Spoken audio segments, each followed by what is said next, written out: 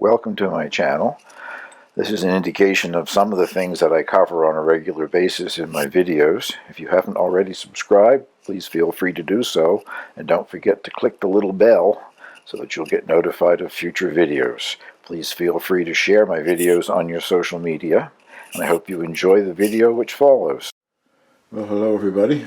As the title indicates, I'm going to make Eccles cakes, which is another one of those things, in my opinion, isn't what it's called. It says it's a cake. Eccles cake is not a cake. There's no cake involved. It's sort of like a turnover or a tart or whatever you might want to call it, a small pie. It certainly doesn't look or resemble a cake in any way. A number of things that always strike me funny. There's one here in the Maritimes, originates I think in Cape Breton, Nova Scotia, called pork pies. And pork pie has no pork in it. It's a dessert. It's a small tart with a date filling, which I may make at some point in the future here. And my favorite mincemeat is what I call English mincemeat, and you can buy jarred bottles of mincemeat in grocery stores around Christmas time here, and it's all fruit. There's no meat in mincemeat. So they do make a mincemeat here locally that they actually put meat in, but another one of these things that has a name that doesn't really quite jive with what we're making, I guess. Well, I got the ingredients lined out here for the filling for the Eccles cake. 2 tablespoons of butter, a cup of dried currants, and that's something else now that I'm thinking about it. Currants are not dried currants. I've wondered for years what on earth they were, and finally a year or so ago I did some research. It's a special kind of grape, a very small grape evidently, and evidently doesn't have seeds, that is dried, and once it's dried they call it currants. I wondered if they were red currants or black currants or what they were. They're not currants at all.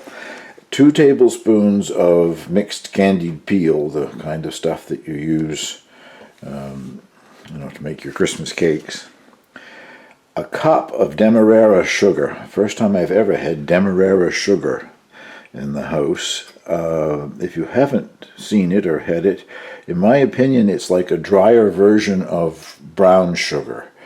Brown sugar is quite moist and packs. This doesn't. It's like crystallized like white sugar, but it smells and tastes a mild molasses smell or taste, in my opinion. So if you haven't got Demerara, maybe you could substitute brown sugar and come up with something quite similar. And 3/4 teaspoon of mixed spice. I believe in England there is a product that you can buy that is called mixed spice. If it exists here, I've never found it. What I'm using is what is sold as pumpkin pie spice, which is a mixed spice. It has nutmeg, ginger, cloves, and cinnamon mixed together, so that's definitely a blend of mixed spices. Now, these ingredients just all get combined in a small saucepan.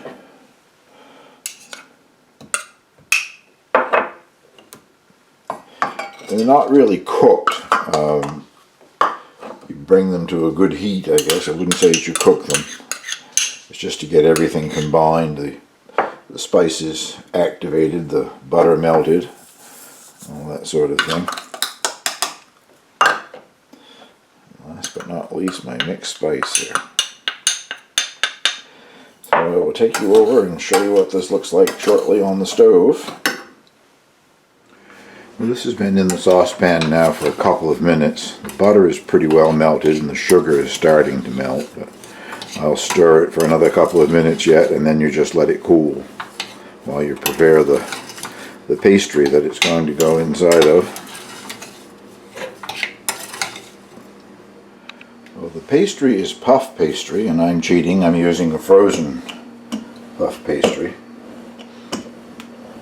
I'm going to iron out some of those seams where it was folded. It's already at a thickness that I would want. It says about 1/4 inch thickness, and that's what this is already at. Unfortunately, this isn't even a full butter pastry. I couldn't find one. The store where I bought this only had the one kind available, so this is made with margarine. I'm going to continue looking for a full buttered one. I need 8 5-inch circles, and it says to use a saucer. Well, my saucer is 5.5 inches, so it will be a bit larger.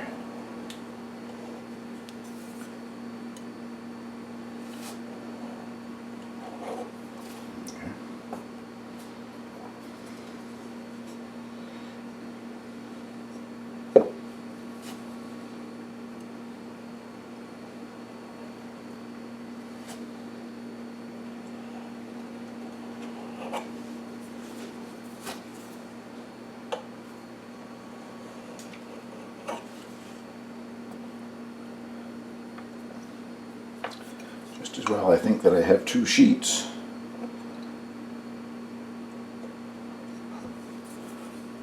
You don't need to watch me cut out 8 circles. I'll do this one and then bring you back when I finish cutting them all out.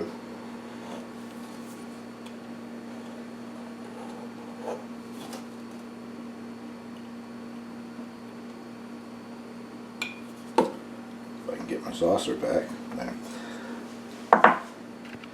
Well, I got my 8 circles of pastry and a good lump left over, which I'll just put in the freezer and use for something else some other point in time, refreeze it. Now, each one of these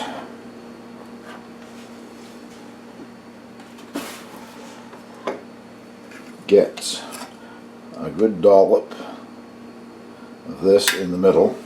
It's supposed to be divided equally. Well, I don't know how I would divide it equally unless I had all 8 run out here somewhere together. Now what I'm doing is just pinching it together.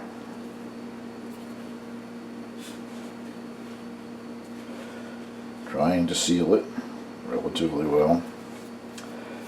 And surface.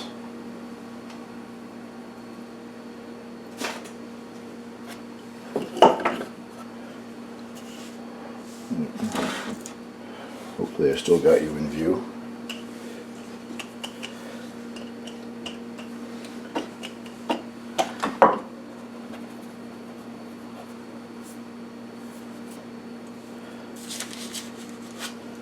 Do that to all of them, hopefully. Maybe I will try not to use quite so much pressure. You don't want to break them open, and I haven't broken it, but I can see the currents peeking through. So I'll bring you back after I've done a few more. Well, I find I'm having it show through each time I do it, so I guess I'm just not going to worry about that.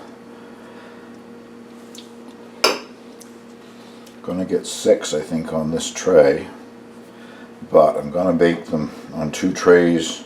So I will probably only put 4 to a tray to even them out. And the ones in the photograph are perfectly round. You knew mine wouldn't be, right? I did. Now I'm going to refrigerate them for a half hour or so while the oven heats. The oven goes to 425, I think. I shall be right back. Yes, 425 degrees Fahrenheit, 220 degrees Celsius. So while that's heating up, I'm going to refrigerate these. I'll do the other 2 as well, and then I'll put 4 to a tray. Bring you back after they're ready to go in the oven.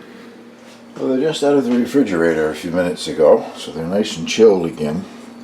And now you brush the tops with a lightly beaten egg white.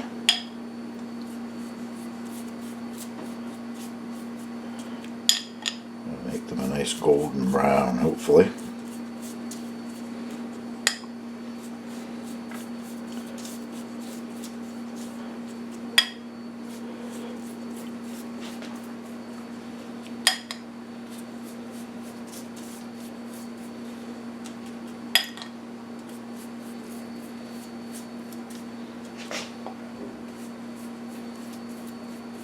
Got some odd-shaped Eccles cakes, I think. And once they've all been brushed, you just sprinkle regular white sugar over the top, just lightly. Give them a crispy, sugary top.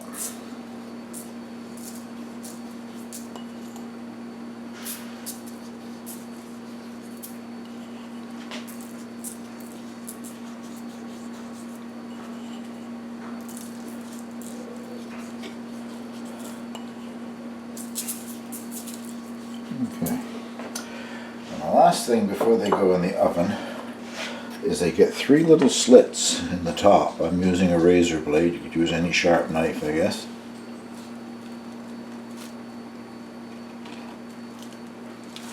The top on that one is frozen. Instead of the refrigerator, I actually put them in the freezer for a few minutes, but evidently they froze quite quickly.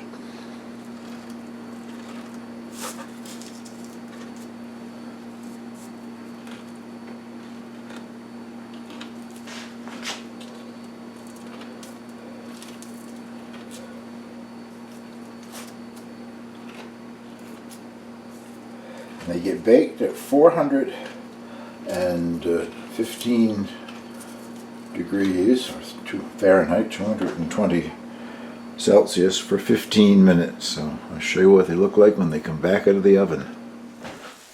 Well, they may not be perfectly round, but I like the looks of them. This cheap parchment paper, boy. It comes already pre-cut. The size for a cookie sheet, and ordinary good normal parchment paper would not burn to a crisp. Actually, you can use a lot of it 2 or 3 times, but not this stuff. Anyway, these have got to cool considerably before I would dare to bite into one, but I will be tasting one shortly after they have cooled down so that I don't scald my mouth. I'll bring you back in the dining room. Well, they have cooled off and my tea has been made. They don't look too bad, I guess. Maybe I slashed a little too deeply when I was making the cuts in them. We'll select that one and give it a try. Well, here goes nothing.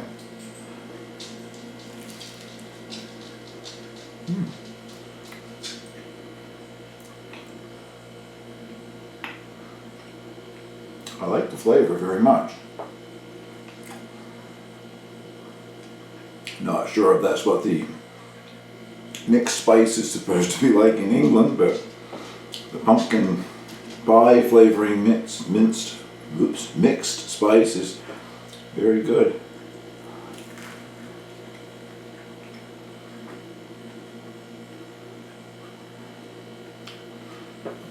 The pastry is okay.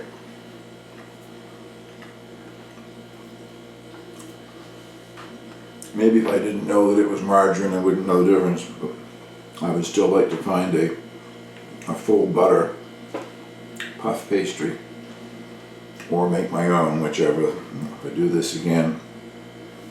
Well, the little video isn't all that long, and Eccles cakes I think are quite easy to make, so if this interests you at all, I hope you'll make a batch of Eccles cakes. I don't know in England if there are a Christmas thing or something that you just eat any time around the year or not, so some of my English subscribers can perhaps explain that to me. And thank you very much for watching.